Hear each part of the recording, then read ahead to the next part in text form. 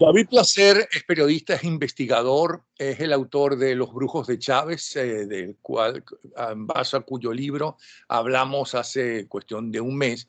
Y a raíz de eso empezaron a pedir, pero él tiene otro libro hablando de brujerías y ese tipo de cosas. Debe ser que te interesa la brujería. Eso te lo pregunto a ti. Bienvenido.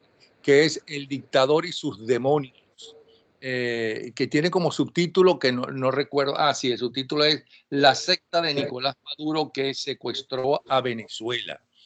Pero esa secta no solamente es de Nicolás Maduro, porque según leo tanto de tu trabajo como el de otro trabajo de otro periodista, que hizo un trabajo sobre otro periodista venezolano, La biografía de Maduro, Roger sí, Santo Domingo. Roger Santo Domingo, no es ni el único, ni siquiera el más conocido, porque hay gente sumamente conocida sobre eso. Pero ahí no solamente lo que tú escribiste, sino también algunos de los reportajes que hizo, bueno, una de las empresas de televisión más serias o más respetadas en el mundo, como es la BBC de Londres, que hizo varios documentales, por lo menos dos que yo sepa, donde se le acusa a el brujo o el dios, o no sé cómo llamarlo, de Nicolás Maduro, no solamente de un pedófilo, sino de un auténtico delincuente. Y eso es la BBC de Londres. Entonces, explícanos un poco en qué consiste, quién es este hombre, por qué es tan importante que tiene millones de seguidores, ¿ok? Y que en Venezuela empieza a darse a conocer en los años 70 medio y en Occidente por buscadores espirituales, gente que está inconforme con la religión que estaba practicando o qué sé yo. Explícanos un poco. Y vamos a empezar por eso. ¿Qué tipo de persona cree en ese tipo de individuos?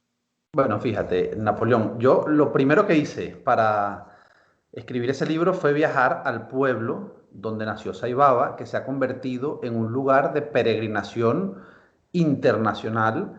Era mucho más fuerte cuando él estaba vivo, que ya ahora de muerto. Ha caído esa seducción de esos devotos que creían que iban a conocer a un Dios vivo, a un Dios en la tierra, que era como él se vendió desde muy pequeño. Incluso en su propio pueblo, su familia fue alimentando la leyenda de ese gurú espiritual que poco a poco fue creciendo y lo fueron presentando como un dios. El hombre que hacía que los ríos se abrieran, el hombre que sacaba cualquier fruto de los árboles de su pueblo mágicamente, el hombre que hacía milagros, en definitiva. Así se vendió y así convenció a su pueblo y poco a poco fue extendiendo ese rumor de que existía un Dios vivo sobre la tierra por toda la India y posteriormente por todo el mundo.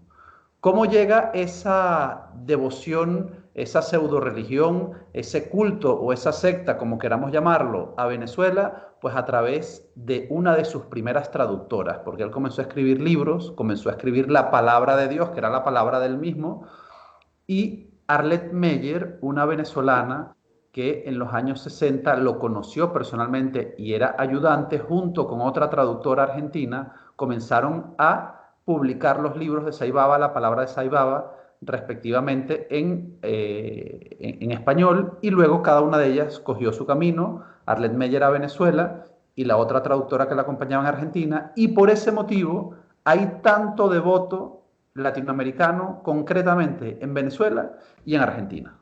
Hay más de 200.000 devotos solamente en Venezuela y millones en el mundo. Bueno, fíjate que en Venezuela no sé la cifra exacta, pero tienen escuelas, que es una cosa que también surge de la India, escuelas en el estado Táchira, tienen una obra social muy importante de ayuda a los más necesitados, que es como inicialmente estos movimientos prosperan, comienzan a tomar forma. Los últimos informes de inteligencia, porque hasta la CIA desclasificó hace muy pocos años unos informes de inteligencia que se habían hecho, se había visto con preocupación este crecimiento tan fuerte de esta secta y hablaba de 6 millones de devotos en el mundo, ellos dicen que mucho más. Pero lo cierto era que ir a Puttaparthi, a la casa de la paz suprema, que es en definitiva el templo donde vivía y donde predicaba en vida Saibaba, que hoy se ha convertido en un Vaticano, un mini Vaticano, en la India, pues habían unas colas larguísimas que había que hacer colas muchas veces desde el día anterior para poder entrar a ese recinto sagrado y poder escuchar, poder ver a Sai Baba en persona.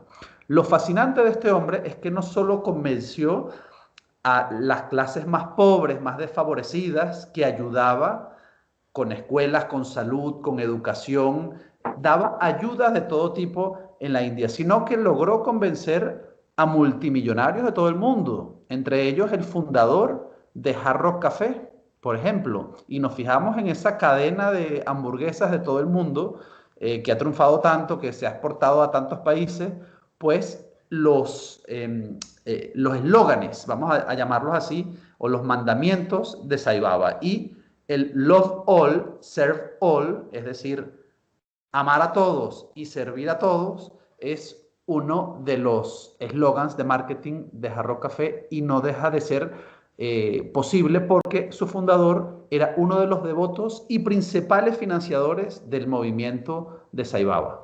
Eso de amar a todos, sí, amar a todos, pero mátalos cuando, no te, cuando te conviene matarlos porque se enfrentan a ti. Y no lo digo por él, lo digo directamente, sino por Nicolás Maduro, que es su seguidor.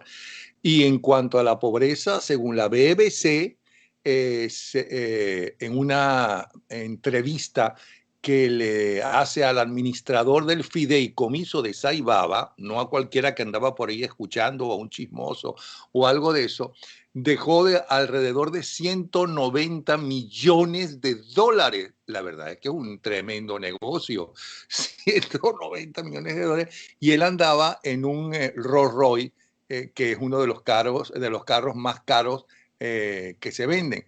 Pero además, hablando de su alianza con asesinos y con dictadores terribles, estoy buscando, momentico, que estoy buscando a quien visitó la única vez que salió de la India.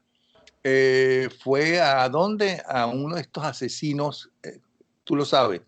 Si no me equivoco, te refieres a este dictador sí, cuya esposa era devota, efectivamente, y ahora tengo déjame.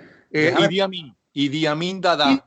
Idi Amin, efectivamente, Nada uno de los menos que grandes, Idi Amin Dada sale sí, de su tierra por única vez para ir efectivamente, a donde Idi Amin Dada. porque una de sus esposas era devota de Sai Baba, y de allí, fíjate, es el mismo paralelismo que Cilia Flores y Nicolás Maduro. De la devoción de su esposa, el dictador también se convierte en devoto. Y Sai Baba lo visita, si no recuerdo mal, en el año 78-79, a Idi Amin en una visita, efectivamente, que hace allí al dictador. Él nunca se movía, era al revés, los dictadores lo iban a visitar a él, como fue el caso de Nicolás Maduro en el 2005, pero en esa ocasión efectivamente Sai Baba visitó a uno, bueno, de los dictadores más sanguinarios de África. Ahora, en esta estamos hablando un poco de Sai Baba para conocer bien no solamente a Nicolás Maduro, sino a Hugo Chávez, que antes que Nicolás Maduro parece que lo siguió, lo conoció, aunque luego aparentemente lo cambió por los babalaos cubanos, de los que utiliza Fidel Castro justamente, que no son todos los babalaos cubanos, sino el grupo que utiliza. Ahora, entre otras cosas que estoy leyendo, es que la mamá de Sai Baba dice que lo concibió al igual que Jesucristo, siendo virgen. Bueno, esto, fíjate, esto nunca lo había escuchado, lo que sí, el rumor que corre, y de hecho en el Museo de Saibaba, donde describe la vida y obra de Saibaba, es que él nació junto con una serpiente. Es decir, Sí. siempre con este halo místico se recrean todos sus episodios de la infancia, de la adolescencia, siempre algún episodio muy parecido, con mucho paralelismo con la Biblia. Él supo crear su historia muy parecida a la de Jesucristo porque fabricó efectivamente la historia de un Mesías, la historia de un Dios, y lo hizo de forma muy concienzuda. Él, su punto álgido y donde él comienza a ganar más devotos, más seguidores, es cuando comienza a fabricar supuestamente con sus manos, comienza a hacer milagros. Entonces él fabricaba cadenitas de oro, relojes, incluso billetes firmados por la Reserva Como los Federal de los magos, Estados Unidos. como los magos. Como los magos, Y efectivamente, nunca se cualquier... presentó, fíjate, fue a ver a Idi Amin Dada, a Uganda, pero no fue a Las Vegas. Como los grandes magos van a Las Vegas. Efectivamente, y cualquier mago, hasta el más principiante, pues conoce esos trucos básicos y te describen cómo él escondía las cadenas debajo de la manga o cómo tenía los huevos de oro que él supuestamente vomitaba, los tenía escondidos en una especie de servilleta de papel, se los metía en la boca y luego los escupía.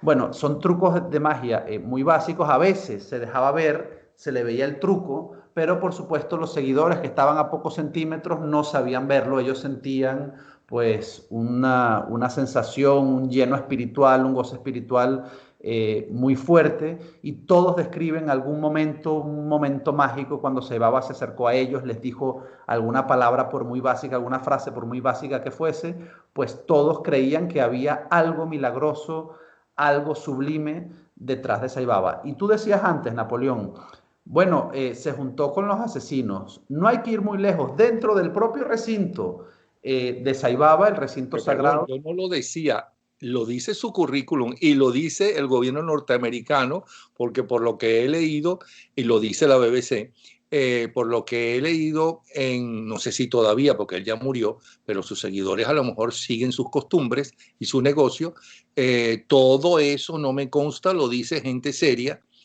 que ya he mencionado quiénes, le alertaban a los norteamericanos, o sea, la embajada de Estados Unidos en la India alertaba a los norteamericanos, ¿no?, con este hombre acusado de abuso sexual, engaños, asesinatos y delitos financieros. El abuso social era especialmente con niños y varones. Así es. Ahora que están todas esas teorías de todas esas cosas, es que se deben basar en cosas como esta, con elementos como este. Así es. Fíjate, Napoleón, que yo en uno de los capítulos del libro del dictador y sus demonios entrevisto a Laya Ram, que fue uno de sus discípulos favoritos. Era un chico cuando tenía 15, 16 años, un chico muy alto, rubio, cara muy aniñada, y fue uno de los favoritos, le decían de American Boy, porque Saibaba quería ese momento después de sus prédicas, de sus oraciones colectivas, él escogía a un grupo muy pequeño, siempre de 5 o 6 personas, para consultarlos en privado. Y entonces, bueno, tener un encuentro muy cercano con ellos y hacerle alguna pequeña predicción y darle algunas recomendaciones de vida. Pues él siempre seleccionaba a Laya Ram, cuyos padres eran amigos personales, fieles seguidores, discípulos de Saibaba, y creadores de una de las principales iglesias allí en Estados Unidos, y siempre llevaban a su hijo de vacaciones a el Prasanthi Nilayam, que es el recinto de la paz suprema, su casa, en la que fue su casa. Y me contaba Alaya Ram que cada vez que lo seleccionaba para una cita privada a él solo, pues él era como si el cielo se le cayera abajo porque ya sabía lo que iba a suceder. Y entonces eran con los aceites mágicos que supuestamente él tenía, él hacía prácticas de sanación con Alaya y era esparcirle esos aceites por todo su cuerpo, desnudo, tocarle sus genitales, y dijo que fue escalando en el abuso sexual en la medida en que las sesiones se hacían cada vez más asiduas, cada vez más frecuentes, hasta el punto en que, bueno, hubo acto sexual consumado. Él lo cuenta con bastante detalle.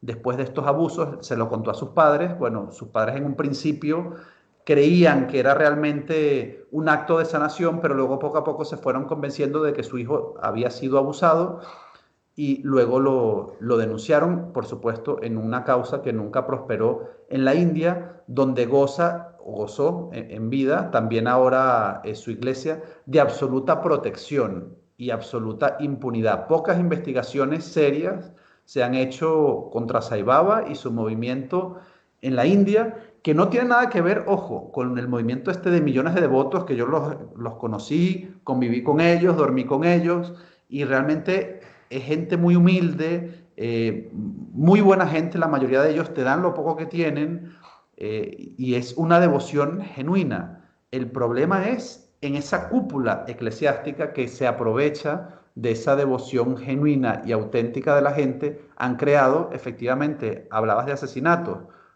varios de los estudiantes, tres de los estudiantes en concreto, un 6 de junio fueron asesinados en las puertas del dormitorio de Saibaba. ¿Por qué se asesinaron a tres jóvenes estudiantes devotos, fieles seguidores de Saibaba, a tiros, creando un reguero de sangre en el recinto de la paz suprema? Pues es una causa que nunca ha prosperado. Los propios familiares decían que ellos estaban convencidos de que sus hijos iban a denunciar a Saibaba también por la misma causa, por delitos sexuales, por abusos sexuales, y fueron asesinados. También, de forma misteriosa, una mujer hace pocos años se suicidó de forma extraña, se ahorcó en el recinto de Saibaba en una hora, en la madrugada, donde nadie puede entrar a ese edificio, a ese lugar. Entonces, hay muchos episodios realmente turbios, oscuros,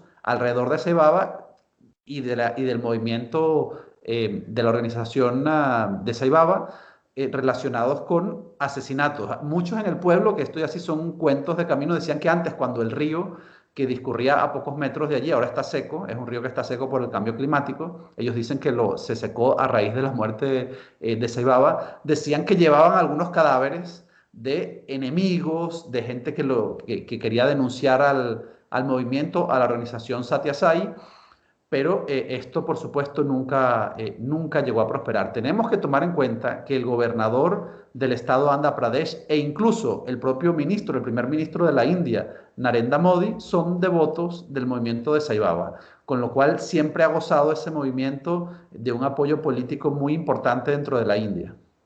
Bueno, de ser cierto todos estos abusos que de forma seria y organismos o compañías tan serias como la BBC denuncian abuso sexual, engaños, asesinatos y delitos financieros, pero que llevados a juicio nunca prosperaron, eso también hay que decirlo, de ser cierto, fue un extraordinario estafador.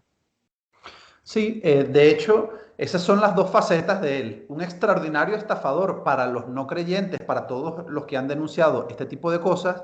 Y ojo, también para devotos que bueno, estaban convencidos que hay un alto grado de corrupción dentro de la propia organización. Yo hablé con muchos de ellos, algunos justificaban el tema de los tocamientos sexuales. Yo hablé con Emiliano, bueno, que convivió conmigo, un argentino, un chico argentino que convivió conmigo durante varias semanas allí en el Prasanthi Nilayam, y él me contaba que sus amigos cuando eran adolescentes también fueron tocados, pero decía él, bueno, pero era simplemente porque él con sus manos calmaba ese deseo sexual de los adolescentes que iban por allí mirando chicas e intentaban ligar, intentaban conocer muchachas. Entonces, Saibaba de alguna forma los tocaba como para que se calmaran y entonces estuviesen en su trabajo espiritual. Así lo justificaban ellos, pero otros devotos ya mucho más leídos, mucho más instruidos, sí reconocían que pasaban cosas muy raras,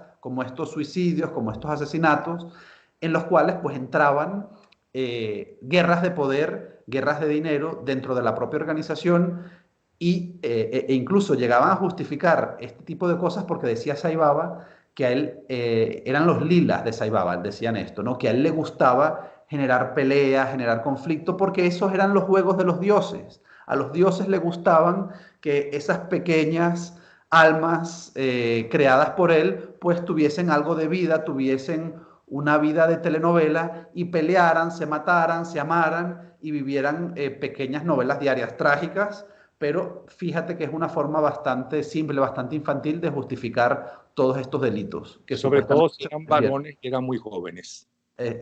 Siempre varones, efectivamente, muy jóvenes, muy apuestos, así es. estoy tratando de entender porque la verdad que nunca me había metido en estos temas en este programa nunca. La primera vez fue contigo hace un mes con la brujería y todas esas cosas. Tratando de entender por qué tantos millones, y vuelvo a repetir, según los datos, más de 200.000 personas solamente en Venezuela lo siguen. Yo supongo que la mayoría de estas personas son gente honesta que está buscando una explicación de su angustia, de su desorientación, buscar eso, y que o no conocen esta información que ha dado, entre otros, tu trabajo, la BBC, entre otros, los cuerpos de seguridad de los Estados Unidos, lo digo por la advertencia que aparentemente hay en la India sobre en la Embajada de Estados Unidos en la India sobre este caso, si es que todavía la hay o la hubo alguna vez, pero eso lo dice la BBC, sino tratar de entender eso y tratar de conocer a los que son seguidores y hacen exactamente todo lo contrario, partiendo de la base que es mentira todas las acusaciones contra Saibaba, todo lo contrario de lo que ha dicho públicamente y se ha escrito gente seguidora de Saibaba sobre él. Por ejemplo, en el tríptico de una organización que tiene que ver con él, es Risatía. Satya Sai, sí. ¿Qué es eso? Bueno, ese es el nombre de la organización, de la Okay. una auténtica multinacional, sí. Ok, estoy leyendo que hay un tríptico que dice unas palabras de Saibaba. Yo he venido a encender la lámpara del amor en sus corazones, para hacer que cada día ilumine con renovado brillo. Yo no he venido en nombre de ninguna religión. Yo no he venido en ninguna misión de publicidad para ninguna secta, credo o causa. Ni he venido a reclutar seguidores para ninguna doctrina. Yo no tengo planes de atraer discípulos ni devotos a mi causa o a ninguna causa. Yo he venido a hablarles de esta fe unitaria, de este principio espiritual, de este camino del amor, de esta virtud del amor, de este deber de amor, de esta obligación de amar. Me pregunto yo, Idi Amin Dada, que fue un tremendo asesino, ¿no? A menos que con la única persona en el mundo que no estuviera de acuerdo plenamente con sus ideas haya sido su mujer, ¿no? ¿Qué tiene que ver con la realidad? ¿O qué tiene que ver Nicolás Maduro con eso del amor, con eso de la virtud? Es más, Saibaba resumió en 10 palabras lo que él denominó Vedas del siglo XXI. Ama a todos, sirve a todos, ayuda siempre, nunca hieras.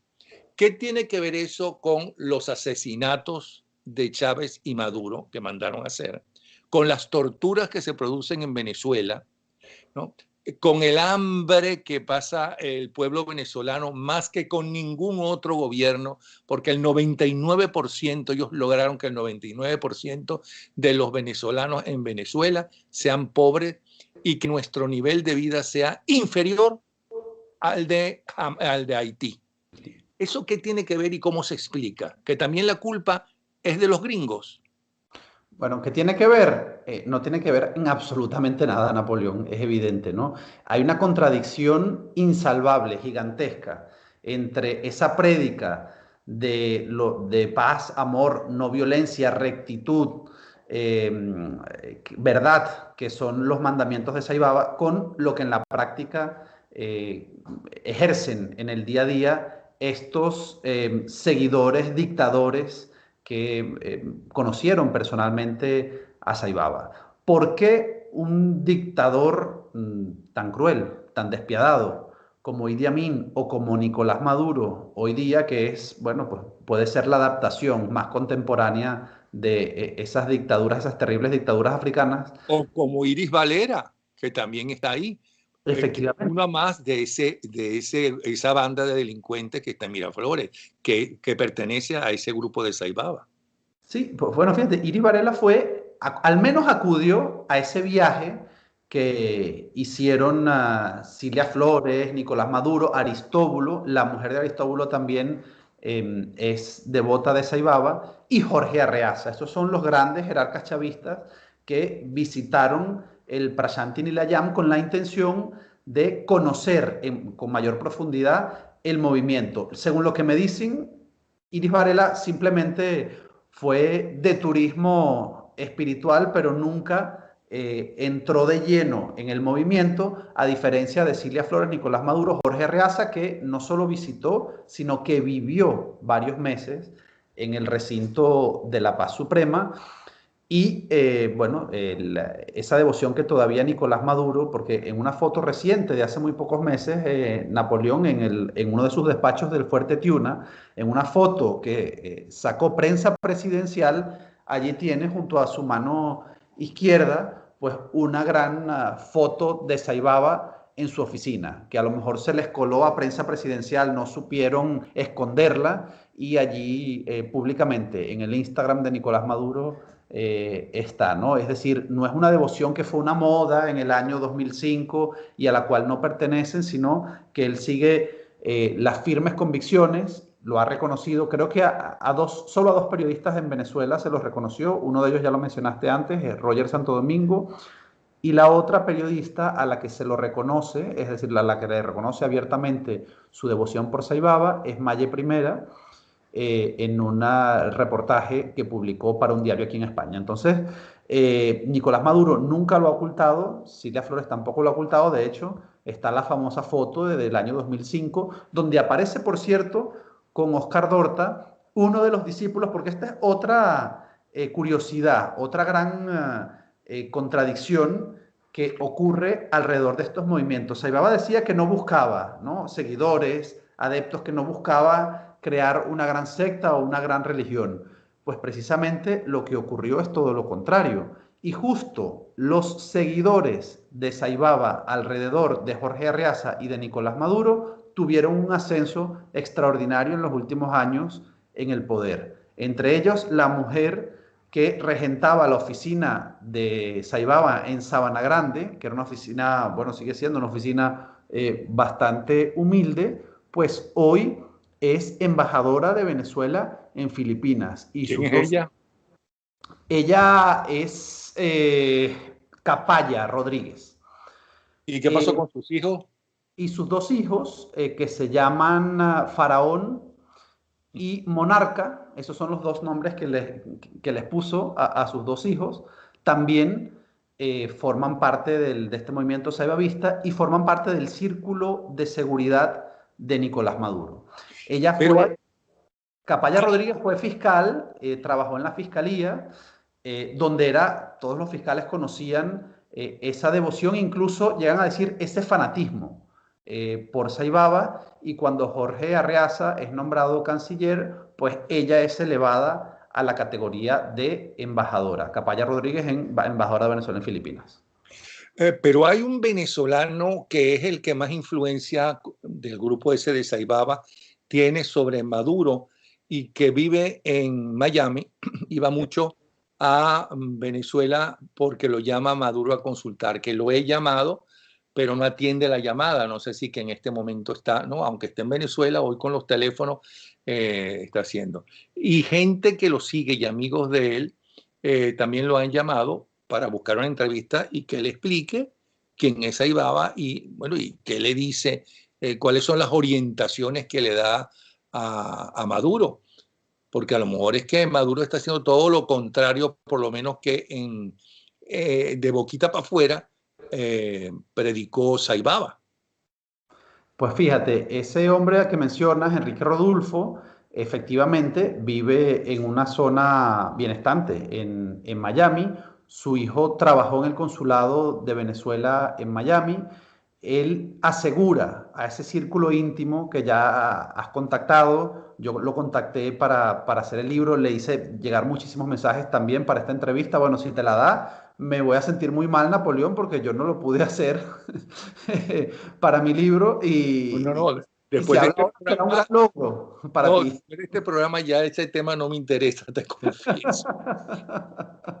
Pues este hombre, Enrique Rodulfo, dice que él pronosticó que Nicolás Maduro iba a ser presidente mucho antes que Hugo Chávez enfermara por cáncer, ¿no? Entonces dice él que Nicolás Maduro y Cilia Flores le tienen una confianza absoluta, incluso él presume en estas fiestas con este grupo de amigos por mensajes, muestra los mensajes de audio de Nicolás Maduro y de Cilia Flores, donde supuestamente hay bastante cercanía, bastante cariño y complicidad.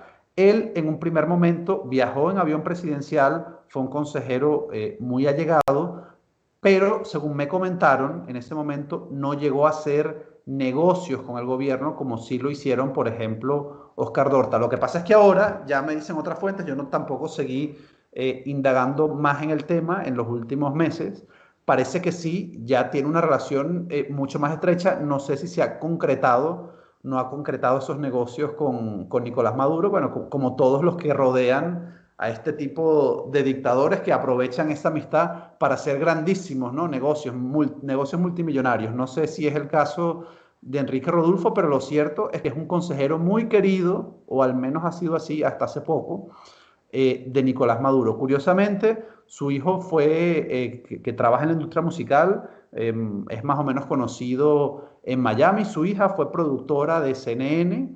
Ellos tienen una vida pues ya muy integrada en los Estados Unidos, a pesar de que, bueno, de esos lazos todavía estrechos de esa familia con Nicolás Maduro. Según me comentan, él no hace pronunciamientos públicos sobre su filiación política, sobre sus creencias políticas, sobre sus simpatías por el chavismo, porque todo su entorno, precisamente entorno de Miami, es opositor.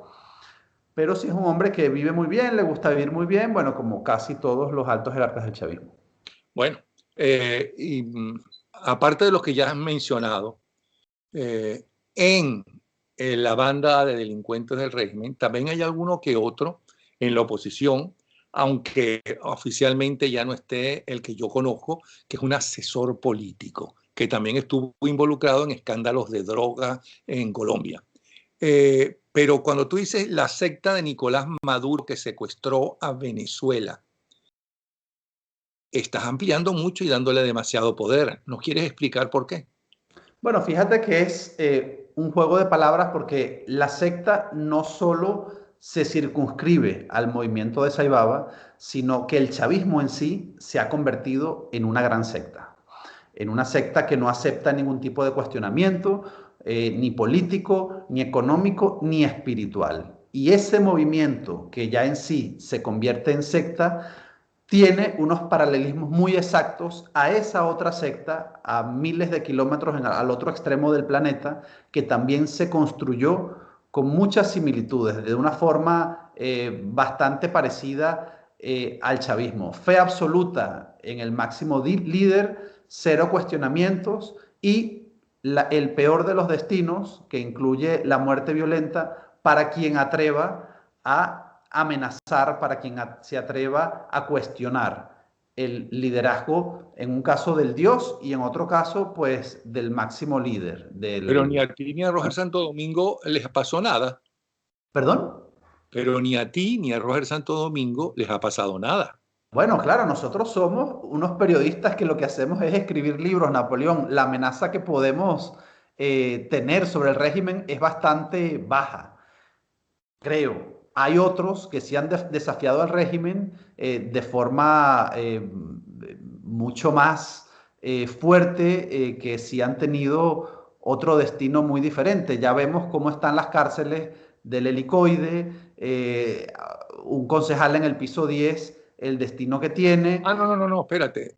Yo lo digo, no lo digo por la banda de delincuentes de Miraflores, sino lo digo porque entendí que si aquellos que se metieran directamente con Saibaba o que lo desprestigiaran, los iban a matar.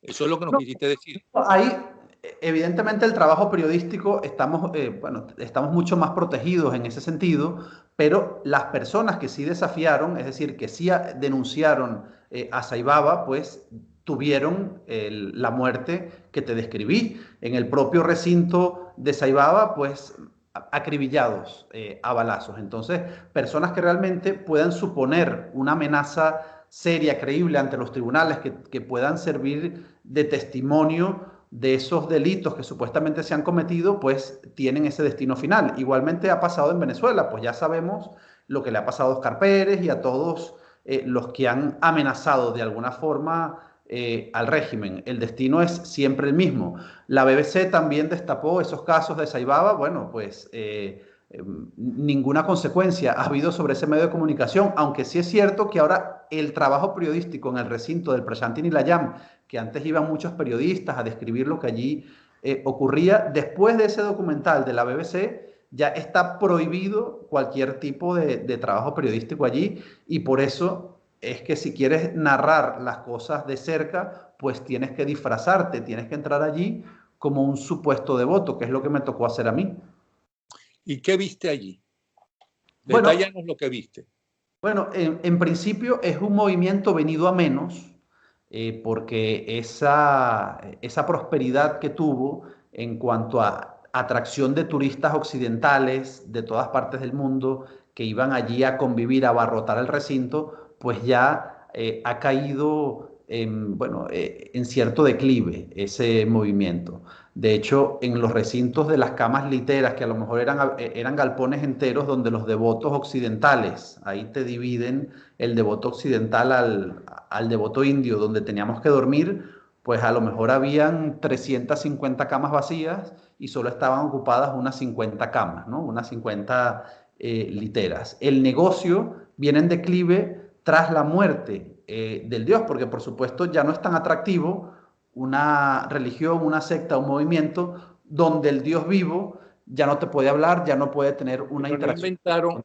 no inventaron la reencarnación en otro ser humano del Dios, porque los dioses no mueren. Sí, efectivamente, Napoleón, muy cerca del recinto de la paz suprema, uno de sus discípulos, uno de sus ayudantes cercanos, pues ahora dice que Saibaba vive con él. Entonces él lo escucha y él hace de medium, ¿no? Y entonces él mismo se ha convertido ya prácticamente en un dios. Tiene un nuevo recinto con un lujo asiático impresionante en las afueras de Bangalore, y allí recibe a los nuevos devotos. Se ha escindido el movimiento y están el sobrino de Saibaba, quienes dicen que, bueno, que Saibaba no ha reencarnado, que no puede ser escuchado por nadie, y este otro discípulo que se ha apropiado de la imagen para intentar prorrogar lo más posible ese Dios en el que ya cada vez menos gente cree, ¿no? Salvo los fanáticos, los devotos que ya llevan muchos años haciéndolo. Con lo cual, efectivamente, esa devoción todavía existe. A mí me llamó mucho la atención que en la India los devotos de Saibaba por lo general era gente muy pobre, iletrada, no saben leer ni escribir, que dependen en buena medida de ese estado de beneficencia. Allí me impresionó mucho el hospital que tienen, que es un monumento de hospital. Tienen un aeropuerto propio, una pista de aterrizaje propio para los grandes magnatarios, los magnates del mundo que lo visitan. Tienen toda la red de escuelas y de agua potable. Depende de la organización Satya Sai, es decir, de la organización de Saibaba, con lo cual toda la economía de ese pueblo se mueve alrededor de ese turismo espiritual. Y lo que me impresionó es que en contraste con esos devotos de la India muy pobres, pues estaba esta clase media pujante, sobre todo de Argentina, alguno que otro de Venezuela y de todas partes del mundo, de Nepal, había una cantidad también muy importante, americanos, mexicanos, occidentales europeos, especialmente holandeses y alemanes, que casi todos eran personas con estudios universitarios, doctorados, personas muy cultas, y esa enorme contradicción entre esos dos perfiles de devotos completamente distintos, personas que simplemente estaban buscando un sentido a su vida y descubrieron en ese movimiento una razón para vivir, supongo que en más paz y en más armonía que la que vivían antes. Cuando tú estuviste allí, ¿conociste a Saibaba o yo había muerto? Ya había muerto. Ok, y esa gente que la cual estás hablando y que sigue yendo allí en su helicóptero y demás. Sí, cada vez, por lo menos yo en las 3 semanas que estuve, no coincidió ningún magnate, ningún millonario que lo iba a Pero visitar, sí, pero el aeropuerto, sí, el aeropuerto ok. ¿Y sigue ya operativo. cuánto tiempo estuviste tú allí? 3 semanas. Ajá. ¿Cómo era tu día? ¿A qué hora te levantabas? ¿Quién te levantaba? ¿No? Ya no eras un niño, o sea que puedes decir todas las cosas que viviste allí. Sí, por supuesto. A menos que Era, también le gustara los adultos. Pero sí, bueno, ¿cómo era tu día? bueno, el día en el Presente en la Llama es un día bastante aburrido porque te levantan muy temprano, ¿A ya qué hora? los devotos antes del amanecer, es decir, a las 5 de la mañana, más o menos amanece a la misma hora, amanece y anochece más o menos a la misma hora que en Venezuela. Aquí, según las estaciones, hay otros horarios. Allí, antes del amanecer, ya comienzan, el resto de devotos te despiertan porque ya comienzan a asearse, comienzan a hacer ruido y ya te tienes que levantar. Luego tienes que hacer una obra social que por lo general consiste en pelar patatas o zanahorias o hacer lentejas en el comedor común ¿Qué o hacías limpiar, tú? o limpiar al final. Yo limpié solo un par o tres de días y luego intentaba escaparme, ¿no? Porque era un trabajo voluntario. Y bueno, no me interesaba demasiado. Al principio lo hice para interactuar, luego no me interesó demasiado eso. Intentaba escaparme de esos trabajos que no son obligados, sino que, bueno, te sugieren que los tienes que hacer porque evidentemente todo eso funciona con voluntariado. Entonces yo lo que hacía era pasar una máquina que va de alguna forma limpiando el suelo, es como una especie de coleto mecánico, por decirlo así, por todo el comedor. Pues compartir sobre todo con los devotos latinoamericanos, que eran los que te podían contar con mayor detalle cómo es el movimiento, qué es, y te confesaban pues sus vivencias, desde muy niños iban allí, desde los 13 años, entonces iban a las bibliotecas, de alguna forma entendía que fueron abducidos por ese movimiento de muy pequeños y creían firmemente ya en que Saibaba era un auténtico Dios y que la palabra de Saibaba y de todos los discípulos que ellos escuchaban allí en esos momentos de oración, pues era la palabra divina.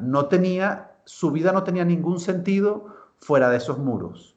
Ok, a qué hora terminabas de pasar el coleto dejando bien mal el gentilicio venezolano, ¿no? dejando Que muy mal. por tu culpa, ahí deben decir que todos somos unos flojos, porque solamente colaboraste 3 días.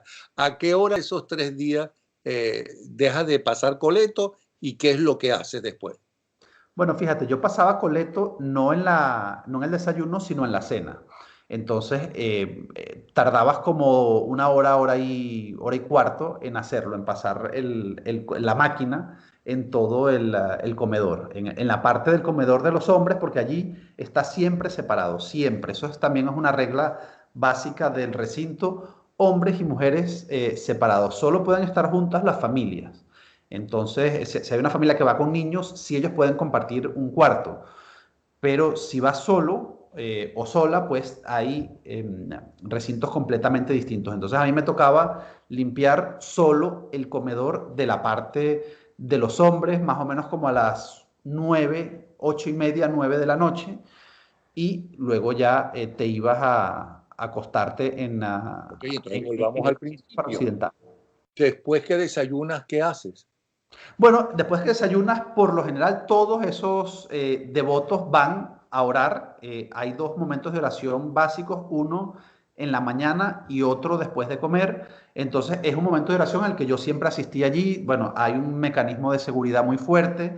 Para entrar tienes que dejar tu móvil, tu teléfono, tus cámaras en un recinto. Tienes que pasar descalzo. Tienes que pasar dos sistemas de seguridad solo para entrar a un recinto donde lo único que vas a hacer es rezar. Allí la seguridad es muy elevada, no puedes hacer ningún tipo de foto, de vídeo, y estos cánticos que se hacían allí, que eran muy largos, era una hora o más de una hora, pues eran sumamente aburridos.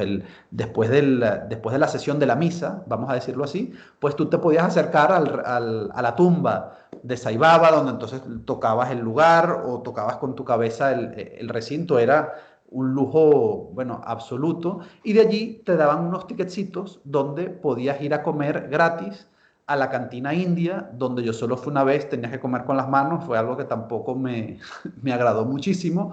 Y yo iba a la cantina occidental luego a comer, donde la comida costaba 20 veces más que en la cantina india, porque es un poco los turistas occidentales los que con el pago del precio tanto de las habitaciones como de la comida, pues sostienen un poco el día a día. Luego en la tarde me iba con mi amigo argentino, que él se ofreció a hacerme de guía, y esa es una ciudad universitaria. Yo le buscaba cierto parecido a la Universidad Central de Venezuela. Es una ciudad universitaria con edificios distintos, una arquitectura bastante interesante en algunos edificios, muy bien cuidada. Hay algunos animales allí, algunas vacas, monos, está lleno de monos. Es un sitio, no te digo que ciertamente agradable, pero pues, bueno, donde va la gente descalza, donde hay mucha tierra. Bueno, hay ciertos contrastes también allí. Te imaginas esos occidentales que a lo mejor eran directores de una multinacional, directores financieros o directores de marketing, allí descalzos, polvorientos. Hay una tienda también donde tú compras cosas muy baratas, cosas de aseo, sábanas, porque tú vas a vivir allí durante un tiempo, durante una semana, 2 semanas o un mes. Entonces tienes que comprarlo todo allí, incluso si quieres también la comida, puedes hacerlo.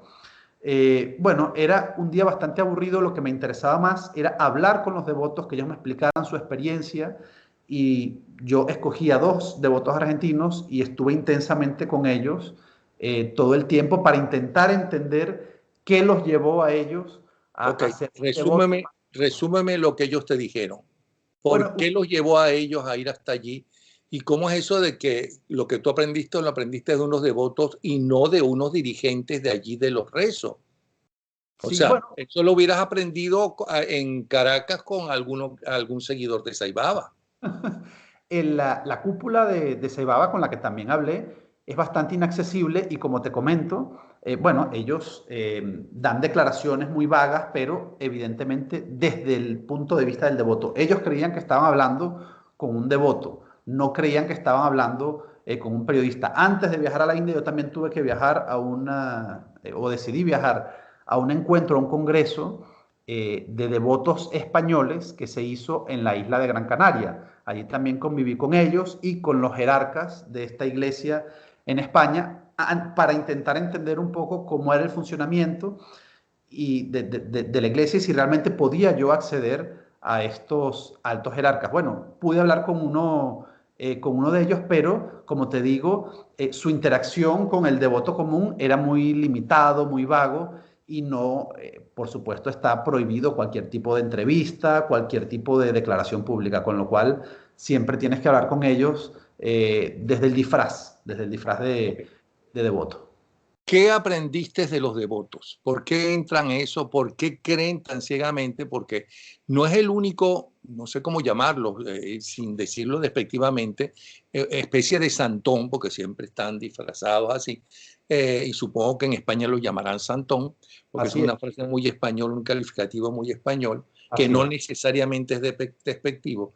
No conozco otra forma de llamarlo. ¿Qué aprendiste de ellos? ¿Por qué creen tan ciegamente cuando hay tantos en el mundo?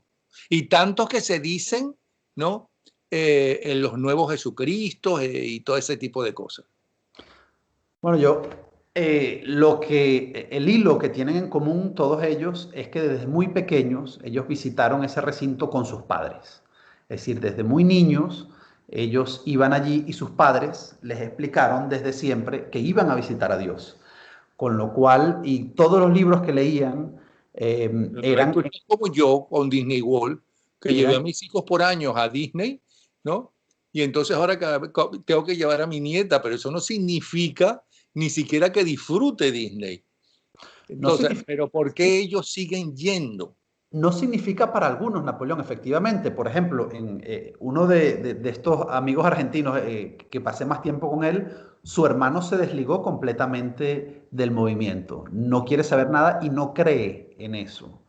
Y este otro hermano, pues sí lo hizo y se ha convertido en un fanático, porque él dejó a su mujer, a su esposa, durante un año para vivir allí ese año sin móvil, sin teléfono, sin correo electrónico y completamente desconectado, que él mismo me decía que no sabía si cuando regresara a Argentina su mujer iba a estar con otro hombre, pero eso, lo que realmente le daba sentido a su vida era estar con ese Dios, era estar cerca de Ok. Saibaba. ¿Por qué le da sentido a su vida? ¿Qué dice Saibaba o los seguidores ahora de Saibaba como para que gente que inclusive que yo conozco y que no son brutos ni mucho menos y que tienen dinero, ¿no? Sean seguidores ciegos de Saibaba? Yo creo que esa atracción de sentirte cerca de ese creador, de sentirte cerca de la inmortalidad, de la vida eterna, de algo que le da sentido a esta existencia tan efímera, tan incierta que tenemos, es lo que de alguna forma a ellos los mantiene enganchados, conectados con esa realidad. Pero Es estar... espérate, para eso van al Vaticano, que les queda más cerca, y que hay unas obras de arte, unas pinturas, unas esculturas extraordinarias, y que hay una religión muchísimo más conocida en el mundo entero, que tiene sus cosas buenas y sus cosas malas, como toda obra humana y como todo ser humano. ¿Por qué no van al Vaticano y van tan lejos allí, que además ni siquiera conocen el idioma? No hay ninguna conexión cultural, eso es cierto. Pues yo creo que la diferencia fundamental, Napoleón, es que ellos conocieron a un Dios en vida o creen ellos que conocieron a un Dios en vida. Y Jesucristo murió hace 2000 años y ya incluso hasta esos pasajes bíblicos con ovejas, una realidad campesina ya de hace muchos siglos, pues nos luce bastante, nos parece bastante lejana, ¿no? En cambio, un Dios que tú viste, que tú tocaste, que te sanó, que te tocó el hombro, que te curó tus enfermedades, que le dio sentido a tu vida con una frase cuando te dijo que tenías que cambiar de trabajo o dejar tu país, pues creo que es una experiencia un poco más interesante para estos devotos que creen firmemente, que conocieron a Dios, que vieron a Dios y que estuvieron al lado de Dios. Definitivamente estaban haciendo historia en ese momento si están convencidos de que esa persona era Dios. Todo eso te lo dijo el argentino. Por supuesto. Ellos están convencidos, pero no solo el argentino, todos los devotos con los que yo hablé aquí en España y allí, que tuvieron esa cita, que no todos lo lograron, porque era una cita, como te digo, siempre con 5 o 6 personas, que Saibaba los seleccionaba porque tenían un aura, algo especial, pues todas las personas que tuvieron ese contacto directo con Saibaba, que los saludaron, que le besaron los pies, esto además era algo muy común, a todos les encantaba besarle los pies, pues esa sensación que ellos describen es una sensación de realización completa. Es algo que a lo mejor tendríamos que estudiar psicológicamente por qué sucede en algunos y por qué en otros no. Eso está estudiado el fanatismo religioso y la necesidad de creer en alguien superior para darle explicación a algo que todavía la ciencia en este momento no ha resuelto, ¿no? Entonces, pero cuando tú dices que no todo el mundo tenía acceso a él, sino los que él veía que tenían como un aura, tengo que entender que nada menos que Nicolás Maduro, Cilia y Cilia Flores, que se retrataron junto con él, o sea, no solamente tuvieron acceso, sino que además permitieron que ellos se retrataran con él, cuando en ese momento no era presidente, o sea, que no era Idi Amin Dada, ¿no? Ni tenía el dinero que tiene hoy en día, como para que fuera un negocio retratarte, sí tiene un aura, sí le vio un aura. No fue así Napoleón porque ellos no fueron elegidos al azar. Ellos ya fueron en una misión diplomática. Ya fue Nicolás Maduro como en ese momento era presidente de la Asamblea Nacional y fueron en esa misión en la que en un principio iba a ir el propio Hugo Chávez a través de una gestión que estaba haciendo a través del entonces embajador en la India, Walter Márquez. Al final Chávez no fue y entonces fue esta visita que realizó Maduro Flores y los hijos los sobrinos de Cilia Flores, que creo que no son los mismos, porque son otros, que los que están presos allá en Estados Unidos, que también lo acompañaban en esa misión. Ese día, curiosamente, y esto es ya una anécdota curiosa que puede ser por casualidad o no, no sabemos, pero el día en el que llega Nicolás Maduro a visitar a Saibaba, el pueblo Putaparti se queda sin luz. Entonces, ya muchos de los... Una predicción. sí, Ajá. muchos de los venezolanos que participaron, porque fíjate que en ese momento, antes de tener la visita privada, Nicolás Maduro con Saibaba, también llamaron, entonces la cúpula de Saibaba llamó a los devotos venezolanos que en ese momento estaban durmiendo allí y hubo varios testigos de esa primera visita que fue semipública de Cilia Flores, Nicolás Maduro y Saibaba, y luego sí es verdad que les pidieron al resto de devotos que abandonaran la habitación y se quedó solo la ahora familia presidencial con Saibaba. Pero estaba todo planificado, todo completamente preparado a través de la embajada. En esa foto, que es la única que se conoce de este par de delincuentes con Saibaba, hay otra gente. Esa otra gente, ¿quiénes son? Venezolanos que fueron llamados porque iba Maduro. Bueno, sí, fíjate que uno de ellos es Oscar Dorta, que funge como empresario, ahora es un empresario venezolano en Panamá, que, bueno, según algunas informaciones, ha tenido acceso a contratos con el gobierno. Oscar Dorta funge allí como traductor de Nicolás Maduro, pues porque Nicolás Maduro y Cilia Flores no hablan inglés fluido, tampoco Saibaba hablaba un inglés demasiado fluido, aunque sí se podía comunicar. Saibaba, un dios que todo lo sabe y todo lo ve y tenía No dotes, saben. no podía hablar inglés de forma muy fluida y él tenía que hablar el idioma, ¿no? La No lengua. sabe, no sabe nada de español. Entonces, Efectivamente. esas cosas no las entiendo, pero hay gente que las entiende. No sé cómo, por qué entienden esas cosas. Ser Dios y no saber un idioma cualquiera, aunque sea papiamento, lo que sea. Pero bueno, ¿qué otra cosa aprendiste? Bueno, a mí me llamó la atención particularmente en ese negocio que se ha creado, que es un negocio muy próspero alrededor de la figura de Saibaba, con souvenirs de todo tipo, hoteles, todas las personas que estuvieron al lado de Saibaba construyeron hoteles, restaurantes, es decir, se beneficiaron de algún modo de esa cercanía que tenían con ese hombre tan poderoso, ¿no? De alguna forma es lo mismo que hace alguien que conoce a Maduro o conoce a cualquier dictador o conoce a algún presidente corrupto. Esa amistad tan cercana siempre se traduce luego en un negocio muy próspero, muy productivo. Y los hoteles de Perdóname, lujo... pero tú no puedes, no debes ser muy buena persona que no fuiste absorbido, no fuiste, no eres de la gente de Saibaba, porque no toda la gente de Saibaba es maluca, ladrona, vagabunda o asesina como este par de delincuentes y sus amigos. Pero algo tuviste que aprender de ellos, que tantos millones en el mundo creen ciegamente en Saibaba, sin además darse el lujo de haber estado allí como tú estuviste 3 semanas.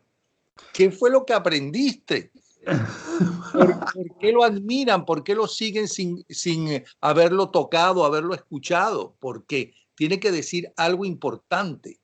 Yo creo que es la convicción propia, y creo que no hay nada más allá de eso, de que necesitan creer en algo. Todos ellos necesitan creer que Saibaba existe, que Saibaba es Dios y que ellos pudieron tocarlo. No hay más nada que eso. Fíjate que casi todos comienzan a conocer a Saibaba a través de un sueño, a través de un amigo que se los presentó, a través de un familiar que es devoto, y todos casi siempre tienen un sueño en el que Saibaba los llama y les dice que tiene que ir. Eso se repite en todas las historias. Estamos hablando de secretarias, de abogados, de gente con pocos estudios. Todos comienzan de la misma forma. Un amigo, un familiar, Alguien ha llegado a ellos, les presenta el movimiento y mágicamente ocurre que escuchan a Saibaba en un sueño, leen algo en un libro y mágicamente se sienten atraídos y sienten la imperiosa necesidad de ir, de viajar, a recorrer medio mundo, viajar a la India y conocerlo en persona. Eso le ocurrió a casi todos.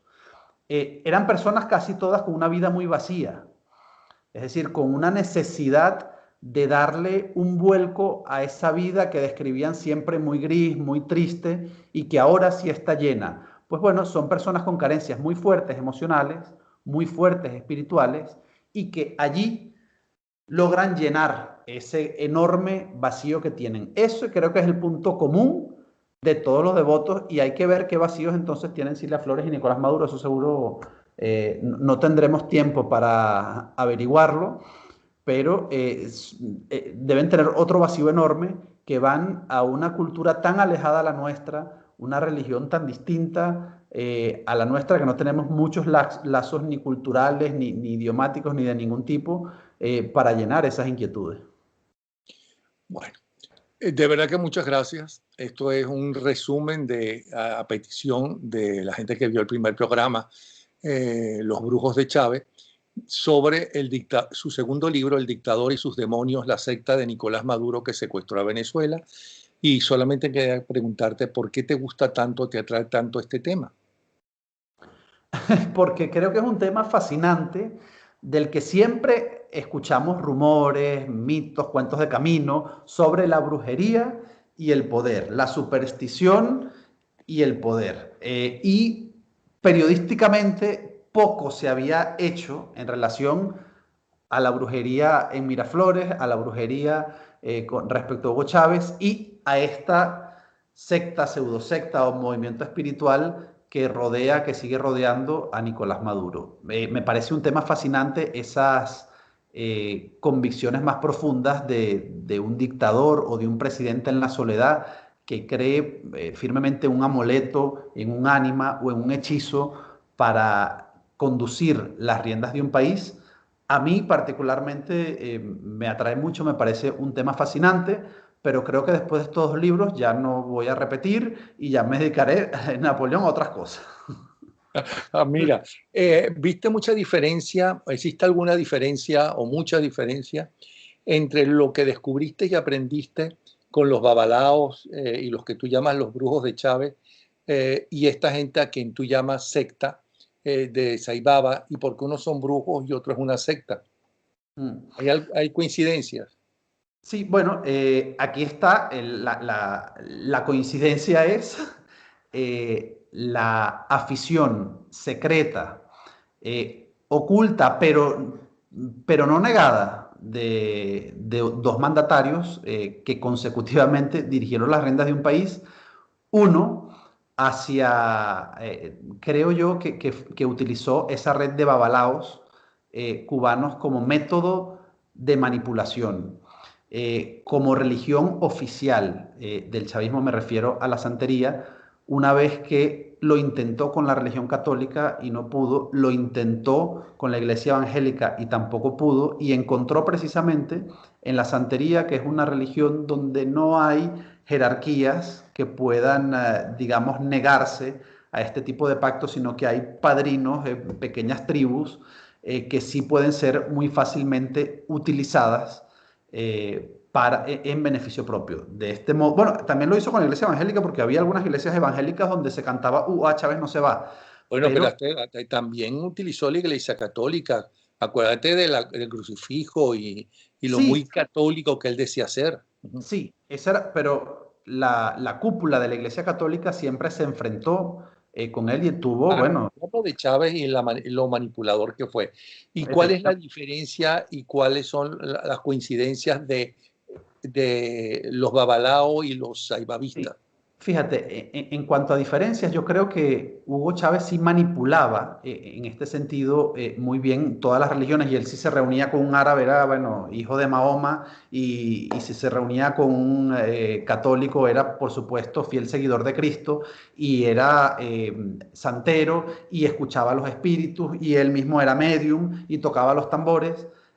eso utilizaba esas creencias de la gente de su alrededor y también del pueblo para manipularlos políticamente. Y creo que Nicolás Maduro en ese sentido es mucho más ingenuo y es una persona en la que cree en un hombre que con un movimiento circular de su mano le va a fabricar de la nada una cadena de oro o una pulsera de oro o unos relojes de oro que fueron los regalos que ellos, Cilia Flores, Nicolás Maduro y los sobrinos, se llevaron de puta party, y lo veía con gran asombro. Y bueno, y un poco lo que hablabas tú antes del niño que va a Disney por primera vez con esa magia y ese halo inocente, pues yo creo y considero que es muy llamativo que un dictador tan cruel, tan despiadado como Nicolás Maduro, que ha sido muy astuto para mantenerse y reforzarse en el poder, pues tenga esos puntos, esos matices de absoluta ingenuidad, de creer en la palabra de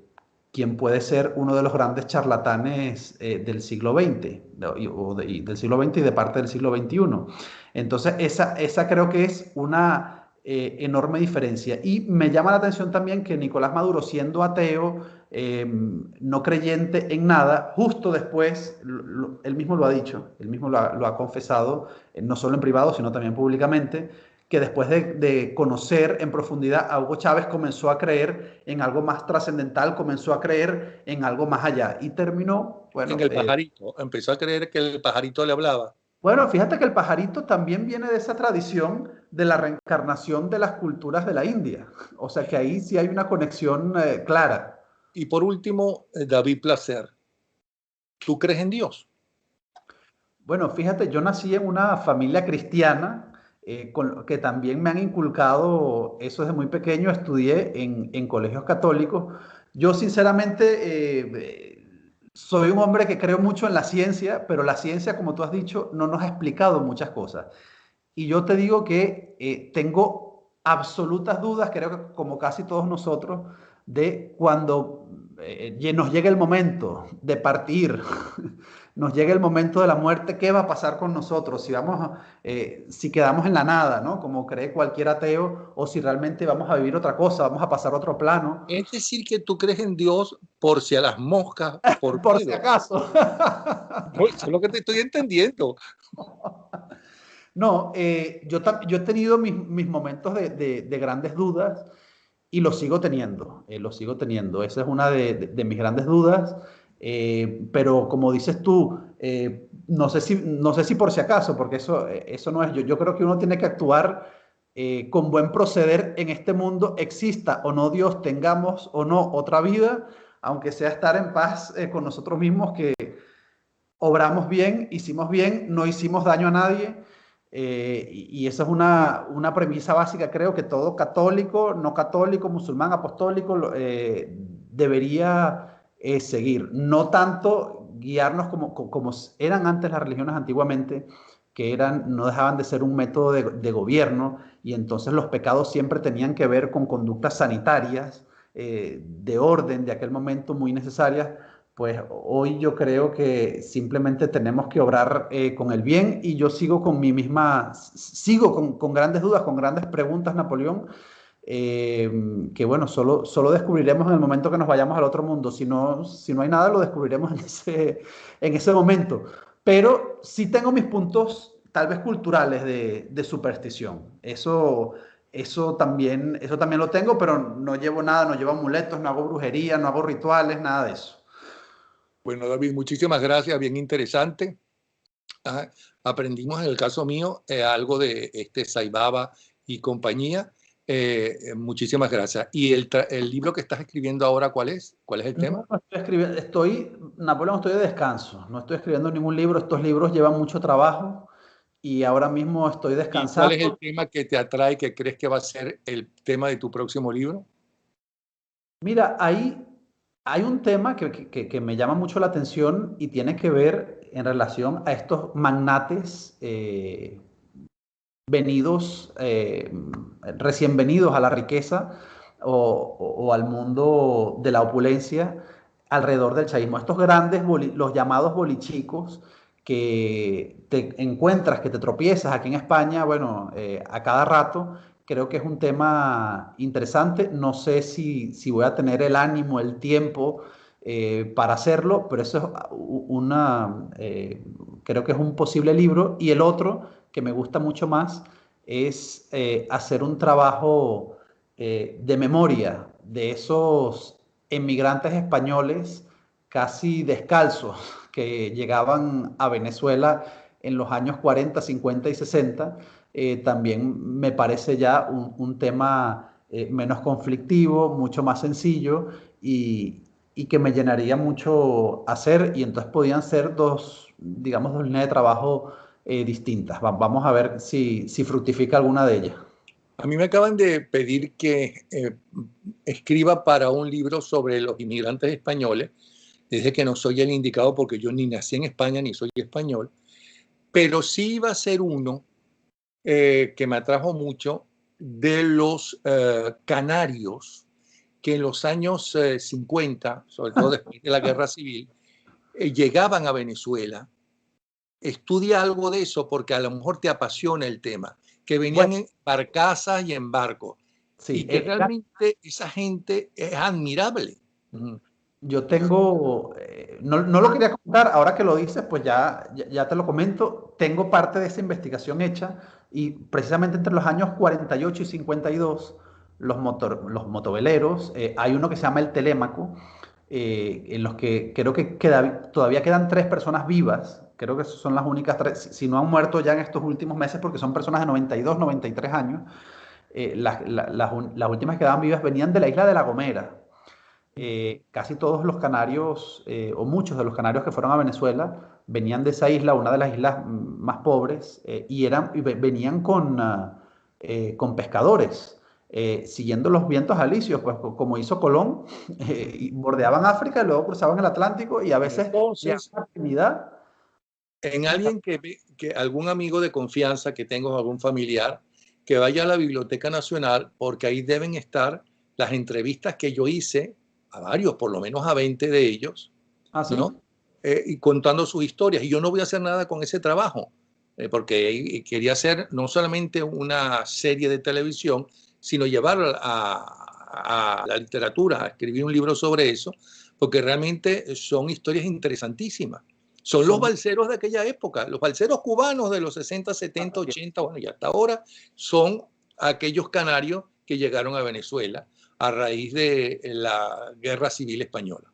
Así es. Y luego tenían que pasar cuarentena en la época de Pérez Jiménez para ver si no traían alguna enfermedad extraña, y ya rápidamente les daban su permiso de trabajo después de la cuarentena y ya comenzaban a vivir su vida normalmente. Pero sí pasaron, sobre todo el Telémaco fue uno de ellos que sufrió una tormenta muy fuerte, quedaron sin agua y sin comida y realmente pasaron calamidades hasta que llegaron, nunca llegaban a La Guaira, siempre llegaban a Martinica, se perdían un poco en el camino y luego tenían que ir guiándose por otros barcos de la época. La historia es realmente fascinante y sí, yo Y creo si, que en al- y investigación. si en alguna parte del mundo se quiere y se admira al pueblo venezolano y a Venezuela, ¿no? Es en las Islas Canarias. Así es, la octava isla, como, Bueno, como se llaman. un abrazo, ¿sí? Ok, Abrazo. gracias. Gracias, David. Hasta luego. Chao, que vaya bien, chao.